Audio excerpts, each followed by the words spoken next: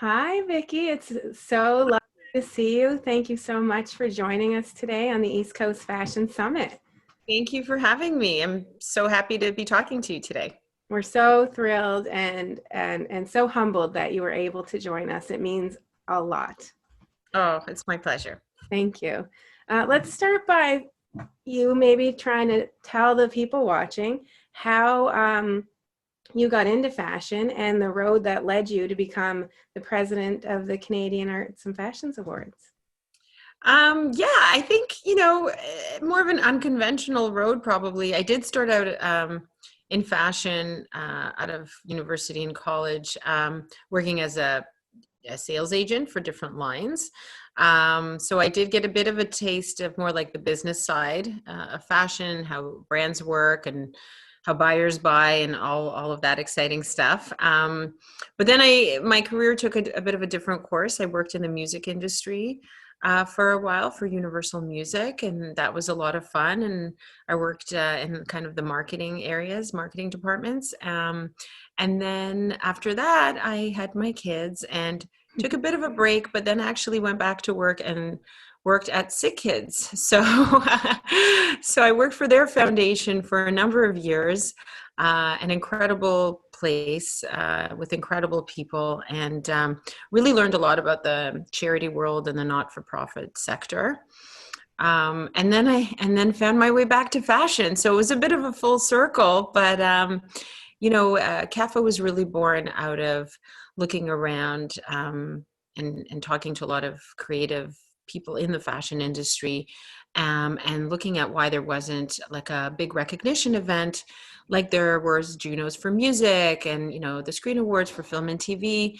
There was nothing really bringing everyone together in the fashion industry to celebrate their success and tell those stories to the international players in the world, and kind of shouting from the rooftops who we have here in this country, and kind of celebrating that success.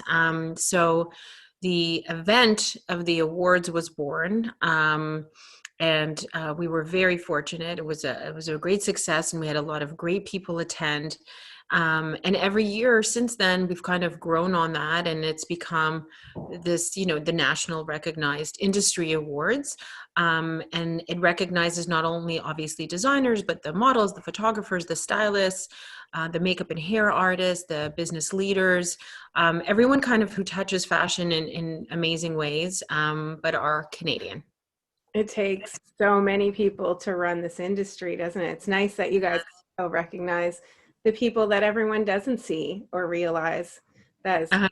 contributing, right? So Yes.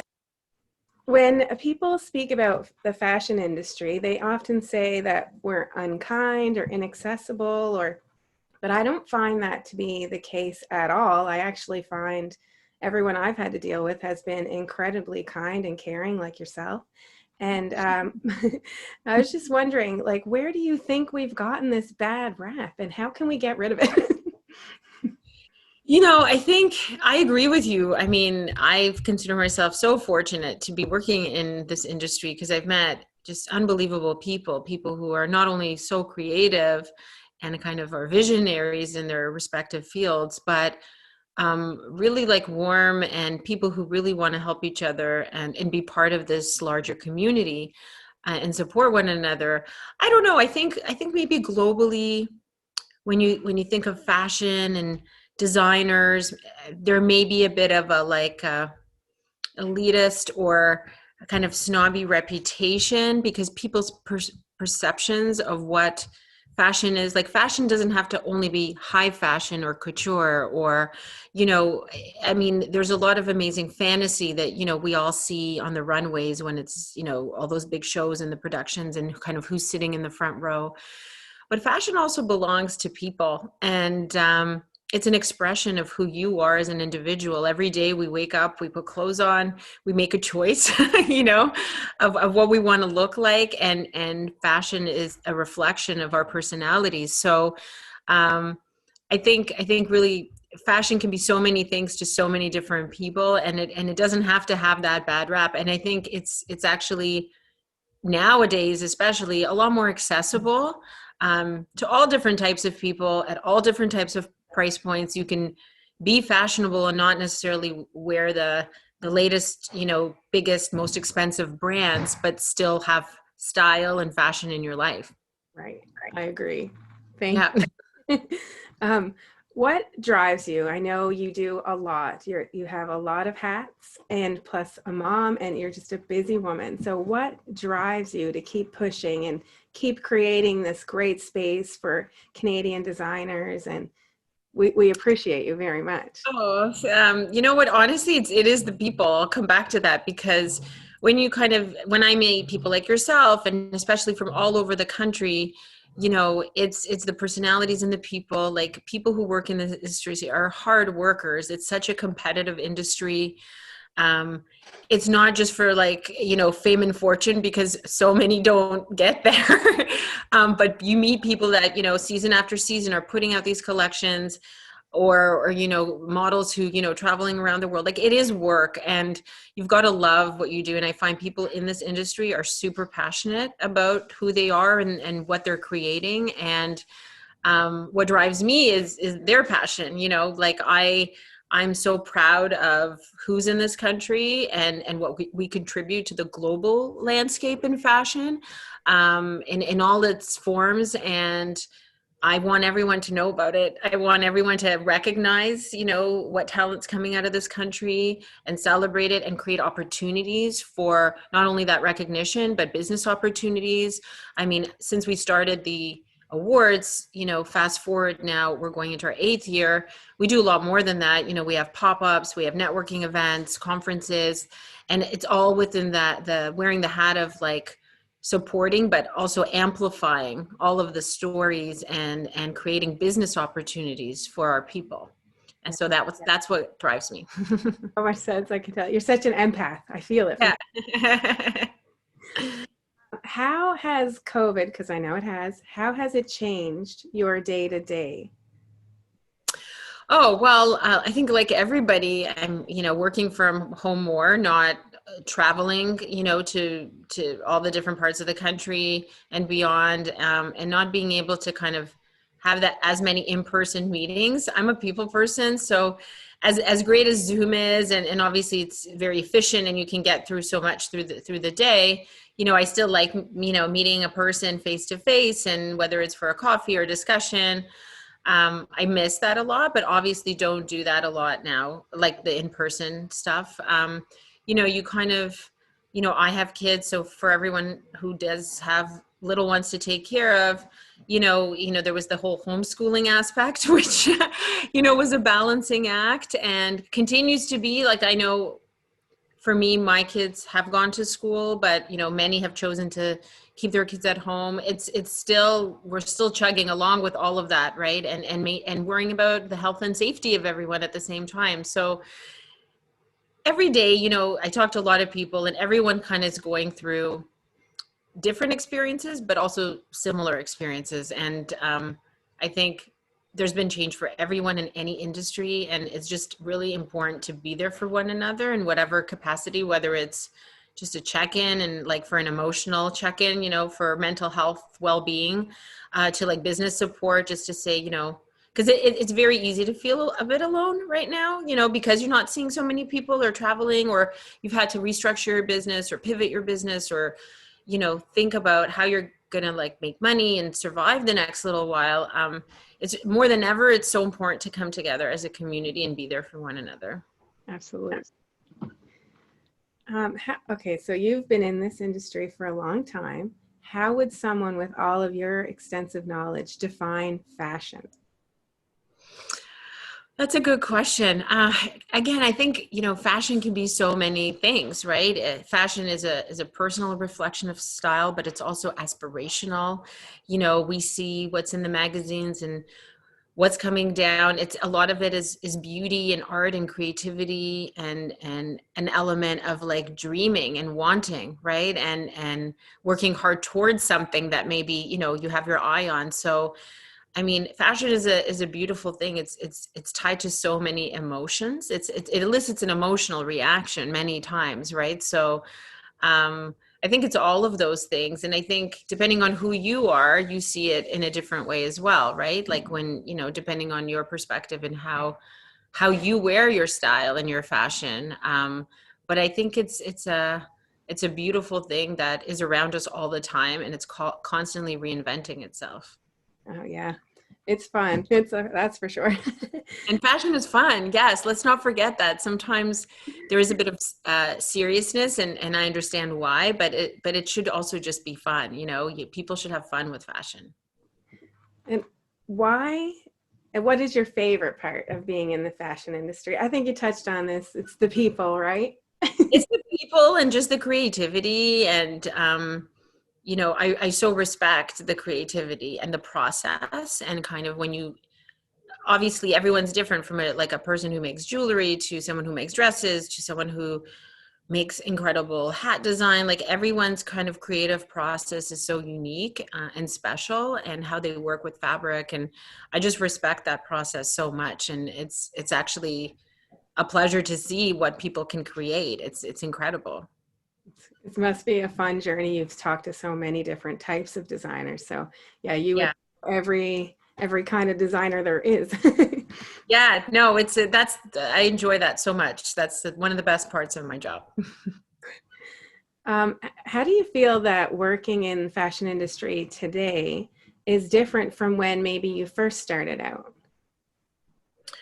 Oh gosh, I think from a business perspective, it's changed a lot. How people access fashion, how quick, information is communicated from the minute something hits the runway to when you can buy it, and how it's shared. Um, it's been interesting to see how businesses, like, how they use technology to sell fashion, and build their businesses and promote their businesses.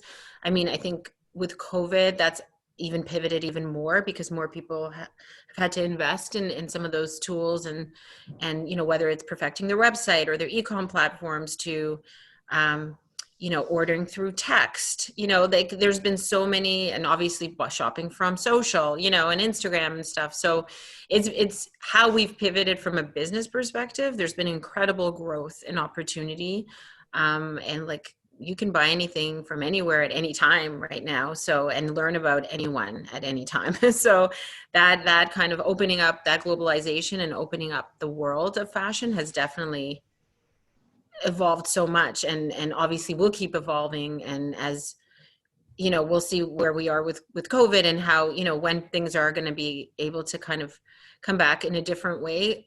They will a bit, but I think COVID's really put a lot of businesses and brands on a different course, when it comes to their strategy, and how they sell and connect with the consumer. Oh yes, absolutely. Technology has really made us a global community and so accessible globally. So Yeah. it's cool. It's cool to Yeah, watch. it is cool. It's exciting. It's really, because with all of that comes great opportunity. What would you say is your greatest source of inspiration from day to day? I'm sure, some days are easier to get up and going than others. So Yeah. where do you pull that inspiration? You know what? Like everyone, I'm human. Of course, you have good days, bad days, days that are like super productive, and days that you're just like chugging a bit more along. But I think really, at the end of the day, it's goals. Knowing kind of like, okay, what is the vision, and having a clear roadmap to that vision. There are different ways to get there, and being able to obviously then be flexible if things don't go 100% that way. But I think in the end, everyone needs goals. Everyone needs to know kind of the direction, where they want to go in, where they want to land. And it doesn't have to be one big goal at the end. It's little goals along the way too. So, that's kind of what motivates me, because I like everyone, I have my own like check boxes that I have to check off every day or every week or every month, and kind of that propels you to kind of constantly keep moving forward. That's such great advice. Like, I hope everyone's listening. Set Yeah. ready, because things don't always go like you plan. Yeah. I mean, that's just life, right? But it's having like an overall vision of what you want, you know what I mean, and where you want things to be. Right. Um, and like a lot of times, I'm also just doing research, right? Like everybody else, trying to figure out like who's doing what where, and what can I learn from that. And how do I improve, and how do I learn from other people's mistakes? It's a lot of times it's talking to just a lot of different people based on those goals, and that kind of drives you forward too, because then you get inspired or passionate about something or of a conversation that you had, and you're like, okay, like now it's even more clear to me now. So Yeah, that's so true. And it's nice yeah. that we have a community that does share and that does help each other in those moments. Yeah. Would you mind sharing with us kind of a surreal moment where you realized that I'm definitely on the right path, and how that success felt so much sweeter to you once you realized, yes, I'm going the right way? I think more like the first time was really when we did our first award show.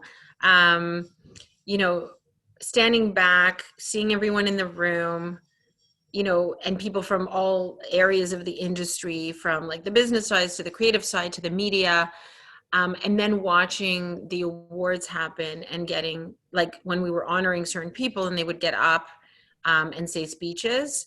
It was really touching because the person standing in front of a room of their peers, and they're up there for a reason, and they've worked really hard, and just that acknowledgement of your efforts is really powerful.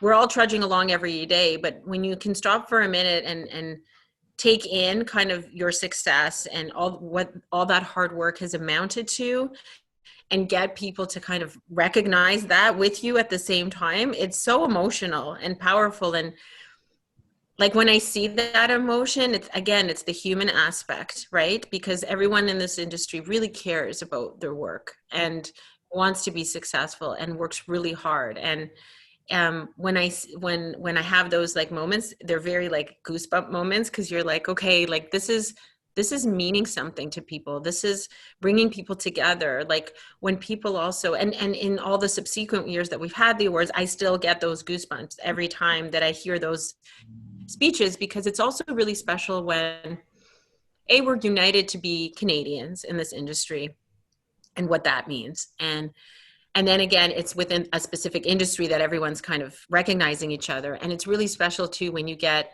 people up there thanking other people in the room, and saying, I remember when I was starting out as a photographer, this person helped me with my first job, or a makeup artist or a stylist or a designer got picked up like by a buyer. It's really beautiful to see that people remember where they came from. They acknowledge it. They're super thankful. And we're all on this journey together, even though we're doing different things. And, we all share the same kind of human values and needs for that journey, and to be recognized and to be appreciated. And that motivates you and inspires you to get up and do it again the next day, and kind of evolve and kind of, keep going, because I mean, we all want that, right? And we all need that in any industry, but that's where my kind of moments are in like award night, and I see things working and I see how much it means to people. That's really special for me. That's really cool. I can just imagine Yeah. back of the room. They Yeah. came. And second of all, like they're so grateful, and you just did something so amazing, right? Yeah. I don't sit all night. I'm just like pacing back and forth the whole night watching from the back, but that's where I rather be. So Because it's a lot. you're so invested, but Yeah. so I get that. Yeah. Yeah, totally. What are some of the skills that you see in the most successful designers that you could maybe share with some up and coming designers? Yeah. I mean, I think perseverance is very important. A lot of people kind of who are starting out, number one, sometimes maybe don't have a realistic view of how things are going to go. And it's really important for them to talk to as many people as they can from all sides of the industry. So obviously, if you're a brand, talking to a couple of buyers, maybe of stores that you're interested in being in one day, to a stylist, to someone in media, just all sides of the industry, because again, they all work together so that you can build your business and brand and awareness. Getting all that perspective is important to kind of setting your expectations on how the industry works. And and where things you should like focus on at what stage, you know, of your business, and then what typically are the next steps after that. Like all that information gathering is super important. And a lot of times it can only really be done by talking to people who have either walked in your shoes or the people who have helped people in your shoes, you know, because that's really key information. And you know, at the end too, like when I say perseverance, things may not, you may email 100 people and maybe 2 people will email you back. That's okay. You know, that happens, obviously. Email again. Yeah. Don't expect that, like, because one email you didn't get one response back, like, oh, that's it, they're not interested. Yeah. You know, people are very busy, and things come in kind of, you know, you get inundated with information and emails and things. So, you know, don't forget that, you know, like if there's people you really want to go after or you really need a conversation with, like do it. And then, you know, I always say there's a fine lines between like stalking and just being persistent. So there you got to figure out that balance for yourself, but it's very important to kind of remember that and just keep at it. And in the end, you will get there. Like I see a lot of brands who kind of followed that. And, you know, if it didn't happen in month 3 or month 6, it happened in month 12, you know, like it depends on where you are and how you're building your brand. But I think all of that, like information gathering, talking to the right people, and doing the research and then following through with, you know, that communication is key. Yeah. Be the squeaky wheel, but not with the cans and the symbols and Right. Exactly. Yes. how do you stay up to date with all the things fashion? I'm sure it's research and talking to people like you already touched on, but do you have a process that you kind of use, or is it just keeping your people close? Yeah, I mean, I try to read as much as possible. Like there's global news, like the Business of Fashion, you know, is a great resource for just things that are going on and perspectives, trend reports. And then obviously talking to people on the ground, right? And again, the Canadian market is different than, you know, the US market or other markets. So it's really kind of understanding what's here. And then not only nationally, but regionally, right? Like what's going on in Nova Scotia in fashion, who are the main people who are celebrating it and pushing it forward, as well as in Quebec and BC and Ontario. Like I kind of try to keep different people who work in the industry from different parts of the country, always talking to them because things change regionally so much. And new events obviously pop up, like, you know, this online summit. So it's always great to stay connected to all the different people who are doing great things in their areas, but and also how CAFA can help support them, right, and amplify what you're doing across the country. Because again, it's different. We're province to province. I find we vary so much, even though we're all, you know, in Canada and Canadians and all that, and share a lot of like other big values regionally and provincially. Like there's a lot of differences in kind of what's going on in terms of events and who's kind of paying attention to fashion and in what way. And so that's another way that's super important to me, to kind of keep in touch with everybody. Yeah. So ethics, I know, are very important to you. What ethics do you hold most dear to you when you're working in the art and fashion industry? You know, I think you always want to kind of work with integrity, and I would assume that's in any industry, obviously, a goal. But you know, reputation, I always say, is one thing that you can control. You know, like you can control how you treat people, how you follow up with people, how you're there for people, you know, and that's something I try to lead with every day. You know, if there's certain things going on, I want to make sure that I can talk to a person, you know, listen to their concern or request, and then have a proper follow-up, you know, and just kind of be there. If someone wants to get in touch, they get in touch. And I find that consistent behavior goes obviously a very long way, because people are not stupid. You know, people know when someone's really like sincerely trying to help them and is there for them, or is not, you know. And I think we all kind of go through our lives with various experiences, and you remember those experiences. And so I try my best with every experience that I have with someone, or whether it's through an event or a personal connection, to kind of always lead with respect and integrity, and hopefully, that person does the same to me, and we build relationships that way, right? We build meaningful relationships and connections where we can truly, and I don't have to talk to someone every day to do that either. There's people that you can just have a good rapport with, and a mutual respect, and you can talk to them twice a year, but like you'll help them because there is that connection. So I feel it's important to do that no matter who you talk to, for whatever reason, to kind of build that respect. Amen. Yeah. Yeah. Can you tell us a little something about your background that people might find surprising, or that they just might not know about you? Well, I was born in Moscow and I speak Russian.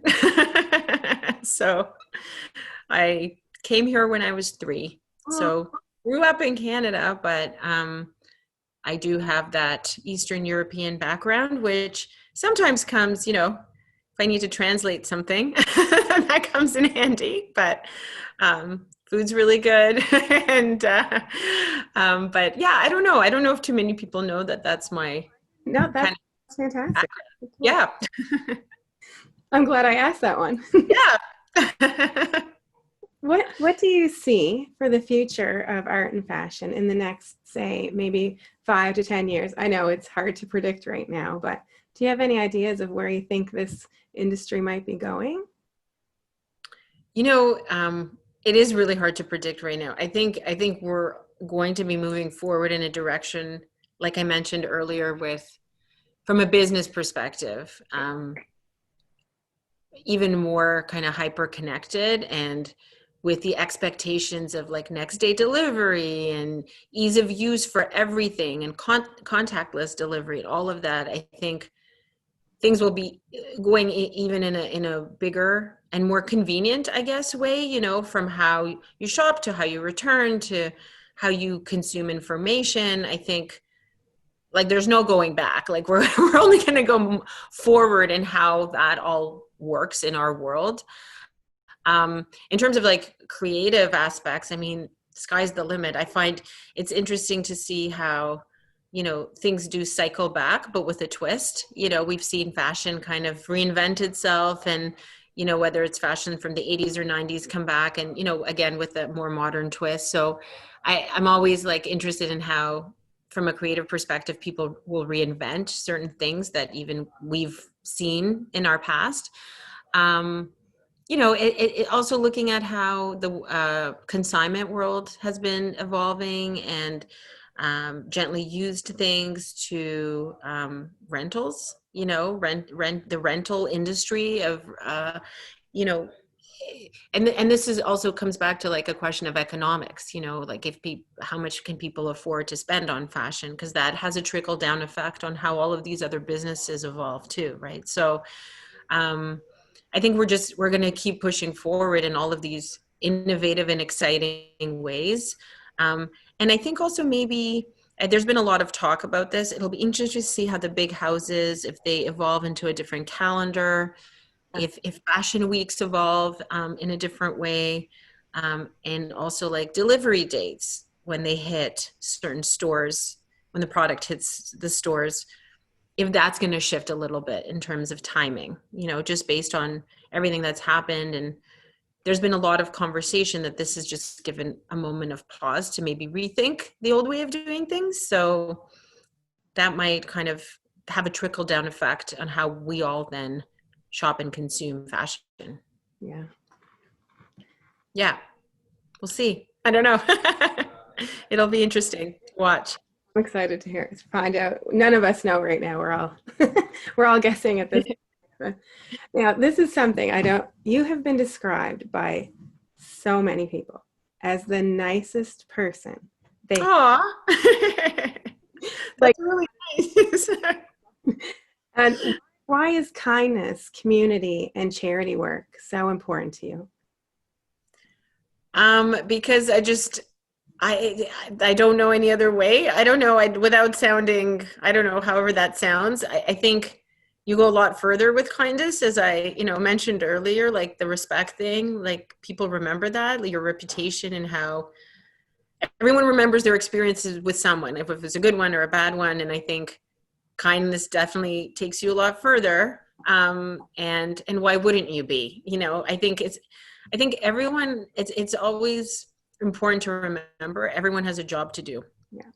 No matter what that job is, and they're trying really hard to do it well, while balancing a whole other life, whether it's family life, personal, whatever. You don't know anyone's situation. You don't know people's, financial situation, their family situation, their mental health situation. And it's so important to not forget that and not assume that everyone's just like you, or thinks the same way. Like, we are all different. Our environments are all different, and our experiences shape who we are, and those are all different. And I think it's so important to remember that as much as you can when you interact with people on a daily basis, and I'm involved in a lot of different charity organizations because that's just important to me personally. And I think, again, you meet some great people, and you have great experiences when you involve yourself in those things, because it really gives you perspective and opens your eyes. I have to say, like, when working at Sick Kids in Toronto for, I think it was, well, yeah, close to 5 years, if not just a bit more, really gives you perspective, on what people are going through, and kind of some of the real issues people are facing every day. And it gives you perspective then how you treat people, because every industry is important, every job is important, but then there's also this underlying current, what people might be going through that you're not aware of, right? So that kind of kindness and compassion, like I said, just treat people. I know it sounds crazy, but just treat people nicely and normally. Like, it's very, like, and everyone has a bad day, and everyone can just maybe not be like super bubbly that day, and or for a week, again, it goes back to, you just don't know what's going on, but like, you just have to, like, remember that, when you're dealing with people, and kind of take a step back. Not everything's personal. Right. Yeah, exactly. And the charity, especially with sick kids, it would really put things into perspective. Like, that little thing you didn't get done today, who cares? It's not really important in the grand. Well, don't sweat the small stuff. Yeah. Yeah, and there'll be days to do them, and of course, and not belittling, like, there are real issues and real priorities, right? Especially now in a time of COVID, people are going through a lot, and they're struggling, and there's some people who have continued their work, and some people have completely stopped, and they don't know when they're going to even start working again. And so that's super stressful, because there's a financial consequence of that and an emotional consequence of that. And so all of that is so important. And I think hopefully this moment in time has taught everyone to just have that compassion and be kind even more, because it's a stressful time for people, in general. Everyone just good human. Be a good human. Yes. Being the president of CAFA gives you some really great insight as to what it takes to stand out in this industry, stand out from the crowd. So what are some of the things that CAFA looks at when they're choosing people to receive any recognition for their art and design that you might help a future designer maybe be more mindful of? Yeah, I think, well, I guess it depends also what stage they are in their career. Having when we're talking about brands specifically, I think having a really clear voice and knowing what your brand identity is, and knowing what that story looks like, is super important, because you can't be everything to everyone, right? And it's important to kind of think to yourself, okay, like, who am I as a brand? There's a lot of exercises people go through when they think to yourself, okay, if my brand was a person, what would that personality look like? What would that person like to do?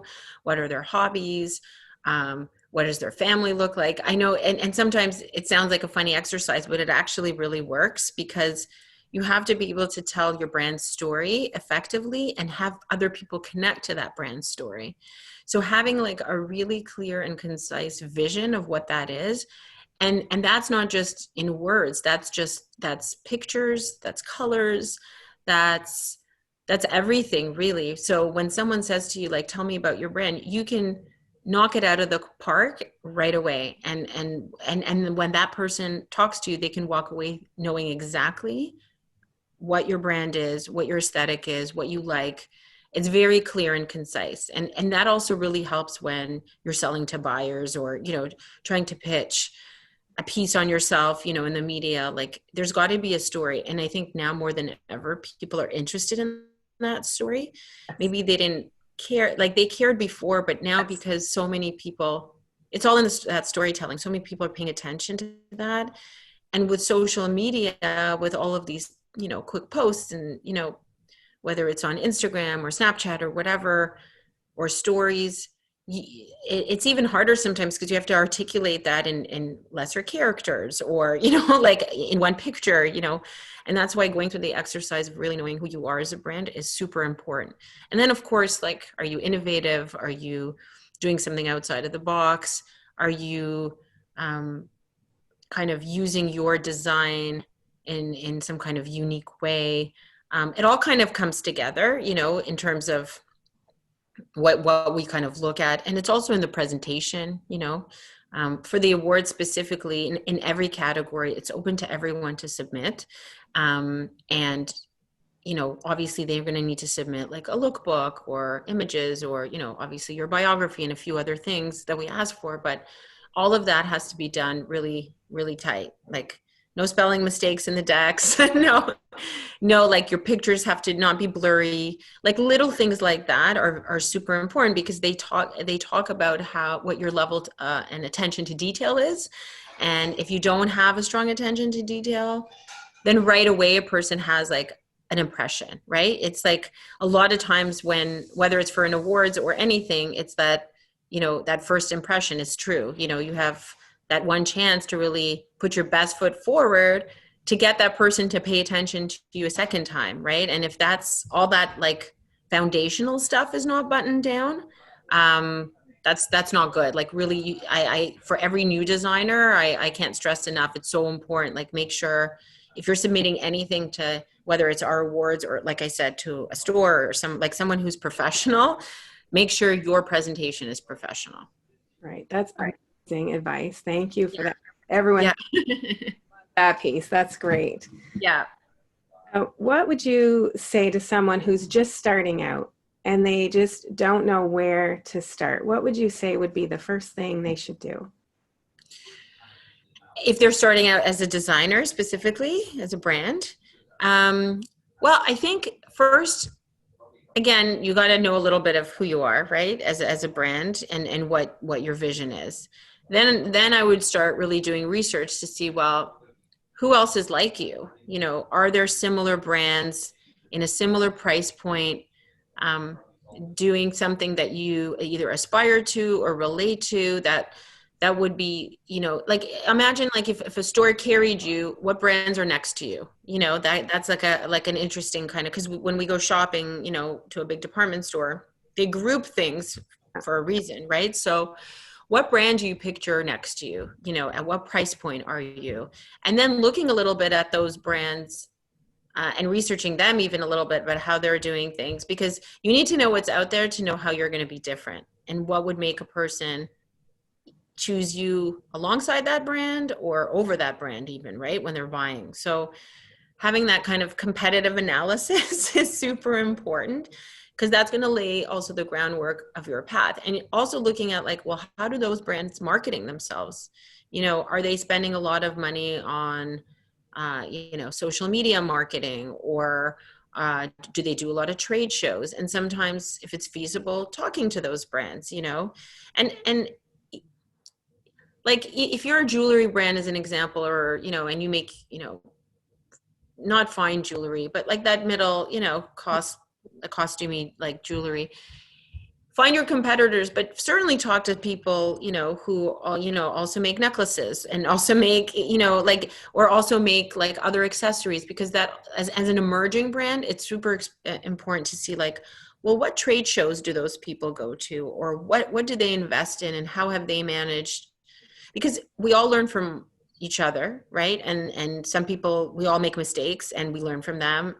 And that there's a lot of power in that knowledge, because you feel like you're not alone, and because it's very hard to, especially when you're starting out, to get noticed, to get attention, whether it's have a media attention, to a buyer paying attention, to a stylist pay, like, who are you, but it's putting that best foot forward and really learning from other people and how they got started, what their experiences with, like, what markets did they start in, did they start in Canada or did they start in Japan? I don't know, maybe there's a different market they started in based on their aesthetic that worked better for them, and then looking again, like, do you want to be just direct to consumer? Do you want to be wholesale? Like, what's your channel, that you want to work with first?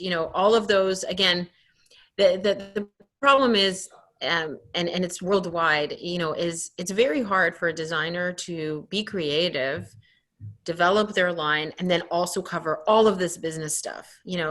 A lot of successful brands have a business person, like a business hat person, and then the designer who's just in charge of the creative, right? And a lot of independent designers don't start off that way. Maybe they get a business person after, like, to advise, like a partner after, but a lot of people just like, okay, but I'm creative and I want to, like, create the line. But you've got to think about, you're the CEO, the CFO, like, you're the CMO, you wear all the hats of your company. And it's not easy, right? So I think, like, talking to people that can help, and sometimes finding a mentor, like, if there's somebody that, maybe it's someone who's an educator, maybe it's somebody that is just respected in your community as a business person. Find, if you can, it's great to find someone who's a bit more seasoned, that can actually be a sounding board for your ideas, be there to help you kind of guide your business strategies. It's if you can surround yourself with smart people who, have the experience, I would suggest that too, because that will only help you for sure. If you're the smartest person, go to a new room. Yeah. Yes, have smarter people than you in the room for sure. Yes, we all need it. We all need that. Absolutely. Yeah. Yeah. I hope you haven't had to deal with this much, but how have you, if you had to, how have you dealt with people that have been, condescending or rude or kind of unkind to you? That happens for sure. It happens to all of us in any industry. You just kind of like, I just take things with a grain of salt, making sure, well, first I want to make sure, why are they like that? If it's sometimes it depends on why, like, who it is. Like, if it's a person that you just called once to find out information and they were rude or whatever, okay, that's their way, and that's maybe not my way, and then we're kind of done. I don't need to keep coming back for that like treatment or whatever. But like I said earlier, if it's somebody, again, we all have bad days. Like, if it's someone that I talk to a lot and someone's like rude, and maybe there's a reason for that day or that week, or something happened, or maybe you did something and you didn't know that you did it, or maybe there's a misunderstanding, right? There's so many things. I mean, people have been rude sometimes, and you just kind of, you learn as you go, and you learn, I think you also learn, like, who you like to deal with and who you don't want to deal with, right? And it's like any relationship, if you're friends, sometimes you're friends with people right away because you just click, and sometimes you're not, and that's fine. You just, not everyone can, so you just kind of surround yourself with the people that you like to work with, and that there's, like I said, mutual respect, and that you can trust each other and help each other. And the people who are not like-minded, you don't need to deal with them if you truly don't have to, and if you have to, then you kind of try to solve for that as much as you can to understand why. And just don't take it personal. Yeah, like sometimes some people are just, they just have a more harsh tone or more abrupt, and that's just their way. Yeah. And it's not because it's you asking or you, it's just they just have even that reputation. They're just like that. Yeah. It's Yeah. okay. So what is, I know you touched on this somewhat, but what is one piece of advice you would give to someone to absolutely never do? Like this, avoid this at all costs if they're just starting out in the fashion industry. Um, it's a good question. Avoid at all costs. Well, obviously don't be rude. You know what? Don't feel entitled. Okay, that's You great. know? Because you're not. Don't, Yeah. no one's entitled really like to anything. You create those experiences and relationships um because of there's meaning and respect behind things. They're not just like owed to you automatically. You've got to earn things, right? So um don't at any situation when you're approaching anyone, don't think anyone owes you something, Right. you know, and that you're entitled to this, that, or the other. There's a lot of people that work very hard to get to where they are and invest in Yeah. their relationships and time and continue to invest. And when you look at a person who's built something, it's hard work. It doesn't just happen overnight, and you've got to acknowledge that. And anyone who's ever built anything themselves understands that very well. Things just don't happen, and you're not entitled to anyone. So especially for people who are starting out, no one owes you anything. You've got to earn the journey that you're on and earn those relationships. Yeah, absolutely. Great. Yeah. Coming with all the nuggets. Yeah, well, I'm trying. I'm like, what are, because I know sometimes I've even had that where people are like, you've got to do this for me or you've got to do that. And You're like, no one likes that. No one likes when someone approaches because you get defense like, what do you mean I have to? Like, no, no, like first let's see what this is, and see how we can work together. And I need to know more about you first before I could just give you something, like whatever it is, so I feel that that all comes back down to that respect factor too. absolutely. You have to earn it. You definitely do. Yeah. What is a question that you've always wished someone would ask you that would bring greater awareness to your expertise and experience in the fashion industry? A question that someone's going to ask me to bring awareness. You kind of every interview, you really don't get that question and you wish someone would ask. Oh, I wish more people would ask me about, how much we contribute to the global fashion industry and who's in this country. Because it's a lot more than people think, I think. When you really start drilling down and look at, obviously not just like successful brands that have a global reputation, but everyone from, the modeling industry, Canadian models rock the global runways in every major campaign and show. Our stylists are doing amazing things, our photographers are world class, working with some of the top people around the world, makeup artists, hair artists, the list goes on. Like we have an abundance of talent, and I feel like a lot of times people just mistake those people for being American. Right. And when they really look, it's like, oh, that person's from like Toronto or Vancouver or even like a small town somewhere. And, people just don't like realize. And then, when they do, it's like, oh, you just see this thing happen over their face. And all of a sudden, I didn't know. And that's, I mean, look, that goes for Canadians, obviously. And that goes for a lot of people in the States and all over, right? People just assume certain things, and that's why, like, for me, that piece of what CAFA does and what I continue and will continue to do is like, we have to be our own biggest cheerleaders, right? It's like, we have to shout from the rooftops who's here. And as Canadians, we are a little bit more modest, and we've had this conversation many times. We are quieter, we are modest, compared to, our neighbors, like, they do tend to be more vocal, about, who's there. And I think we have to be too, if I've been asked this question before, but I always equate it to, like, when you have your children, you got to be your own children's biggest cheerleader, to nurture them, to inspire them, to want to go on and do big things.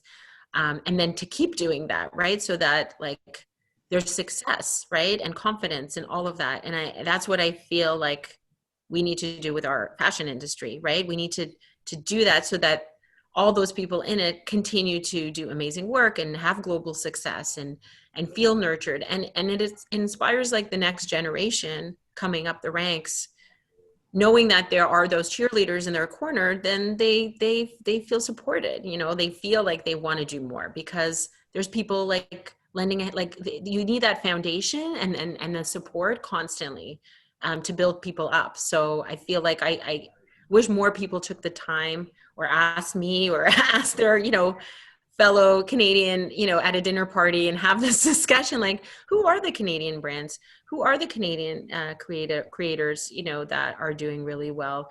Because I promise you, the numbers that will come up will surprise you, and you'll learn a lot, for sure. See, Yeah. we all got to cheer each other on so much. 100%. 100%. Absolutely. 100%. So now we're going to do a little scenario. Let's pretend Vicky still has all of her knowledge that she's accumulated over the years, but planted into a new place where she has no network and nobody knows her. Where does Vicky start? Like, where does she take that first step in a brand new community where no one knows her, to, like, start that? Am I still in the fashion industry? Hey? Am I still in the fashion industry in this community? Okay.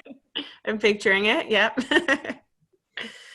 Honestly, it goes back to just the research, really, like, and talking to as many people as you can. Yeah. Like, when CAFA was first starting out, I would just call and call and call, and have a lot of coffees and conversations, and really to kind of get to know the landscape, because I'd been away from it a bit. And a lot of people had a lot of things to say, what was working, what wasn't working.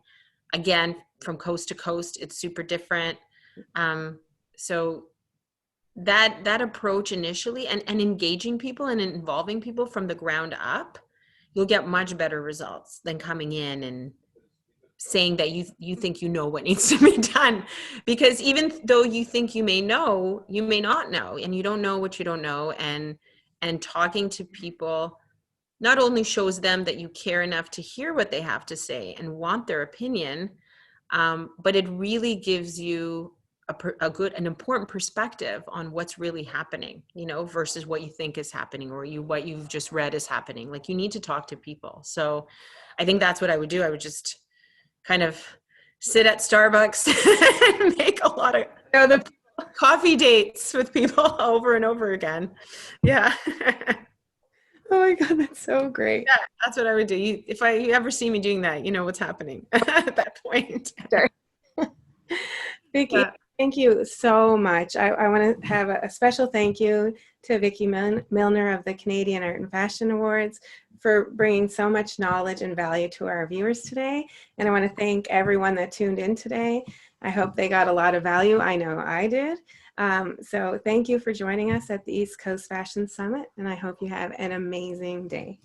Thank you. Thanks for having me. And I know you guys are in a bubble right now and we're not allowed in, and rightfully so. I get it. And I just hope the bubble will end soon and we can all get back to seeing each other and traveling. And I was out there last fall for Atlantic Fashion Week, and it was awesome, and met so many, obviously, great people like yourself.